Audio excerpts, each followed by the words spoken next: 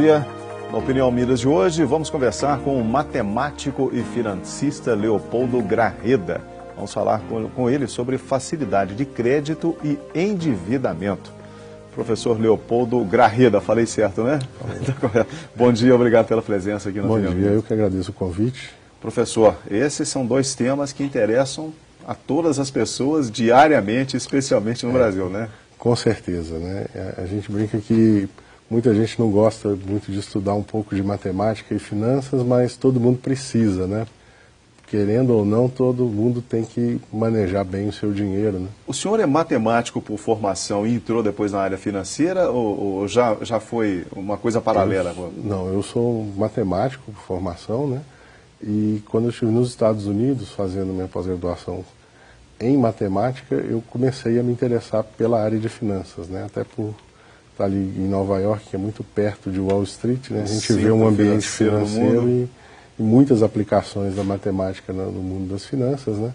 E eu comecei a me interessar por essa área, né? E aí eu fui progressivamente entrando na área de finanças, estudando cada vez mais e acompanhando, né, o mundo das finanças. O senhor começou lá nos Estados Unidos, professor, mesmo ou não? Ou lá simplesmente atraiu a atenção do senhor para essa área?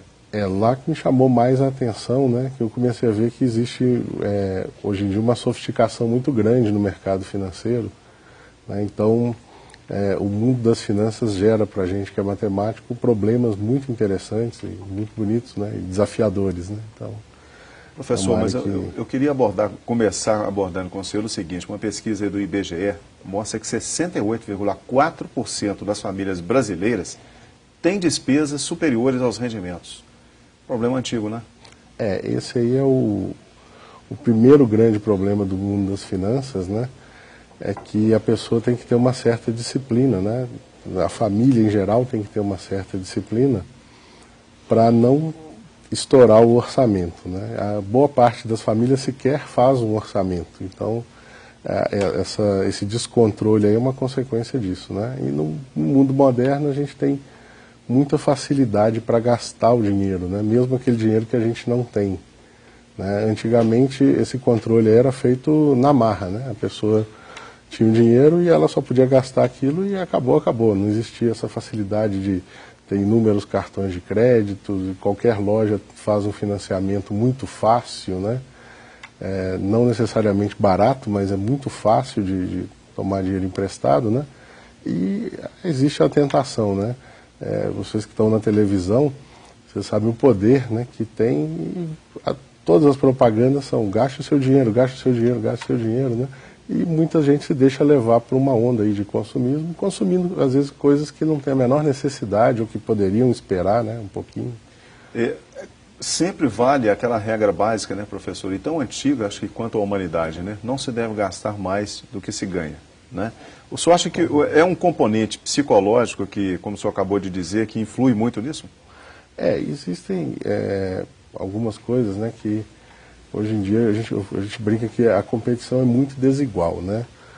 Eu cito muito o professor José Luiz Quadros de Magalhães, que costuma dizer sempre que a vida é como uma maratona, só que algumas pessoas largam do quilômetro 40, outras largam do quilômetro 20, outras largam bem atrás da linha de largada, né? Então, infelizmente, o que acontece hoje é que quando a gente assiste, por exemplo, uma propaganda, né, nós, telespectadores, assistimos distraidamente.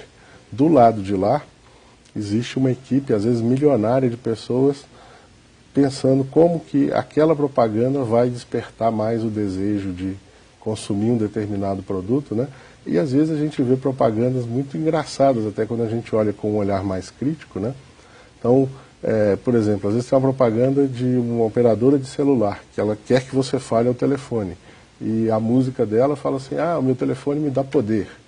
Poxa, ela está vendendo poder ao telefone, né? Uhum. Você vai assistir uma propaganda de chocolate e aparece uma mulher tendo um orgasmo, né? Então, é um chocolate ou é um orgasmo, né? Então, o consumo é sempre incentivado muito nessa base dos famosos objetos de desejo das pessoas, né? O sonho, né? O prazer, o poder, o status, né? Aparece um carro na televisão, o sujeito para um carro melhor do lado e a mulher aparece de repente no outro carro, né? Uhum. propaganda de cerveja, por exemplo, você só vê, está vendendo cerveja ou está vendendo a mulher, né? A gente nem sabe o que está sendo vendido ali, porque é muito confuso, né? E essa confusão ela é estudada para levar um consumo maior, né? Então, se a pessoa não tiver uma certa disciplina, não tiver um controle, né? E fizer uma reflexão mesmo de o que é realmente importante para ela, quais são as suas prioridades, ela pode facilmente se perder aí nesse emaranhado, né, de ofertas tentadoras junto com um crédito fácil, né? Hoje em dia você recebe pelo correio um cartão de crédito sem nem pedir, né? E assim vai. Então quem entra nesse ciclo vicioso aí é muito difícil de sair, né? O senhor deu exemplos aí muito interessantes, né, analisando os aspectos que são usados aí na propaganda para poder estimular as pessoas a consumirem muito além do que representa exatamente aquele produto, né? O senhor trabalha isso com os alunos, com os clientes? Eu gosto muito de trabalhar principalmente com os jovens, né? Eu tenho um programa de educação financeira. O primeiro aspecto que a gente aborda é isso, que a pessoa tem que ter aquilo que o Aristóteles já falava lá mais de 2000 anos atrás, né? Que é preciso haver um controle da vontade, né? Ter vontade é muito comum, todo mundo tem vontade, né, de fazer várias coisas, mas entre a vontade e a ação tem que haver um processo aí de deliberação, né? A pessoa tem que usar um pouco de sabedoria, raciocínio, né? Reflexão sobre se aquilo deve mesmo ser feito ou não, né? Então, ou às vezes não é o momento de fazer, né? Às vezes a pessoa fala, poxa, eu quero ter aquele tênis da moda que custa R$500, mas eu não tenho dinheiro. Planeja, né? Então a pessoa pode, em vez de comprar o tênis agora, se planejar, comprá-lo daqui a alguns meses, por exemplo, né? É muito melhor do que comprar o tênis agora e depois ficar endividado, às vezes, anos para pagar um tênis, né? Já que o senhor está falando de um objeto de consumo que interessa muito a crianças e adolescentes, elas têm uma idade correta para começarem a aprender esse tipo de comportamento, professor? Olha, eu falo que nunca é cedo demais para começar a aprender, né? Eu cito o exemplo, por exemplo, lá em casa eu tenho um filho de 5 anos, né? Então, nós temos lá uma lista de desejos, né? Toda vez que meu filho fala, eu quero tal coisa, eu falo, peraí, vamos colocar na lista. E de tempos em tempos a gente senta para olhar a lista, o que ainda continua interessando, né? E boa parte das vezes, aquilo que num dia era o objeto de desejo, ele queria de qualquer forma aquela coisa, no dia seguinte ele já não tem tanto interesse assim, prefere outra coisa, né? Então a gente tem essa lista. Quando chegam as ocasiões do aniversário, Natal, um Dia das Crianças, a gente revê a lista, vê o que realmente ele quer para poder comprar. Essa é uma prática interessante que eu acho que vale para a maioria das pessoas, né? É muito interessante, vale para adultos também. Exatamente. A gente tem, de repente, está obcecado por alguma coisa nessa semana e muitas vezes até compra.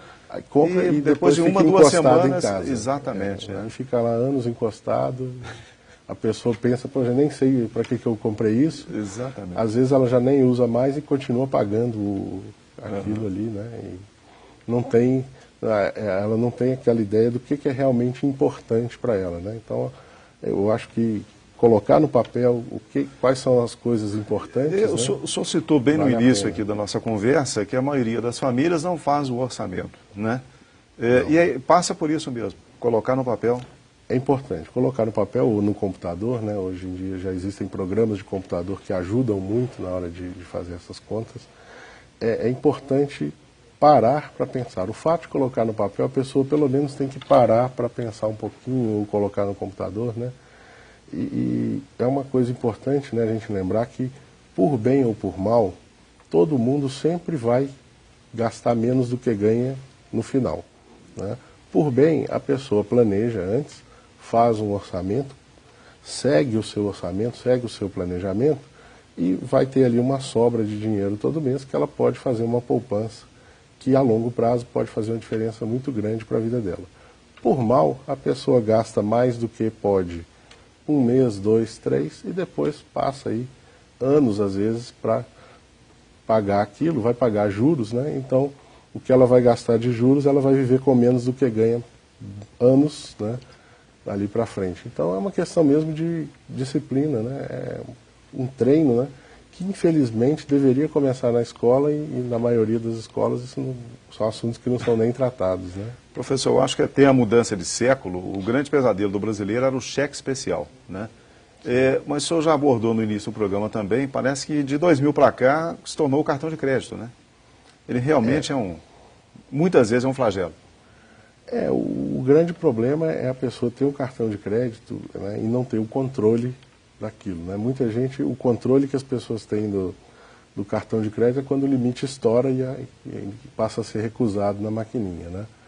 Então, é uma coisa complicada, porque, em geral, né, eu costumo dizer que muitas vezes o banco sabe mais da vida da pessoa do que ela mesma, né? Então, o banco sabe quanto você pode se endividar. Então, quando ele te dá um limite de crédito, você pode ter certeza, se você gastar mais do que aquilo, você vai ter problemas, né? Porque o banco não é bobo, ele quer te emprestar o máximo possível. Então, quando ele determina um limite, como eu já falei, né, do lado de lá do banco tem às vezes um prédio de gente só para fazer essas contas e saber exatamente o seu perfil e o quanto você pode se endividar. Então, a pessoa que estoura o seu limite já é uma coisa temerária, né? Ela fatalmente vai ter problemas. E, infelizmente, como as pessoas não têm o hábito, né, de fazer as contas e tal, elas acabam pagando até muito caro pelo dinheiro, porque às vezes, mesmo uma dívida, quando ela é planejada, ela sai muito mais barata, né? Uma taxa de juros de cartão de crédito pode chegar aí a quase 20% ao mês, dependendo do cartão, do perfil da pessoa, né? Enquanto que, se a pessoa for ao banco e falar, olha, quero programar um empréstimo aqui, às vezes um CDC, ou qualquer empréstimo pessoal mesmo do banco, essa taxa vai ser muito menos da metade até. Então, o senhor aconselharia a pessoa nunca ter mais de um cartão, por exemplo? Não tem problema ter vários cartões, né, desde que tenha alguma finalidade, né? Eu acho que ter vários cartões à toa não tem sentido. Mas é muito comum, às vezes, a pessoa ter um cartão que lhe dá uma milhagem, né, ou lhe dá alguma vantagem em algum programa de recompensa e tal, e aí ela pode ter dois, tal, desde que não tenha custo, né?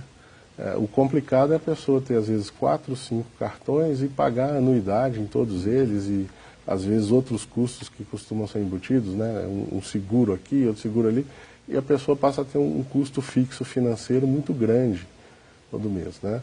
Eu particularmente, eu tenho alguns cartões de crédito, todos sem anuidade, né? Eu não vejo sentido, hoje em dia, em se pagar anuidade num cartão de crédito, mas...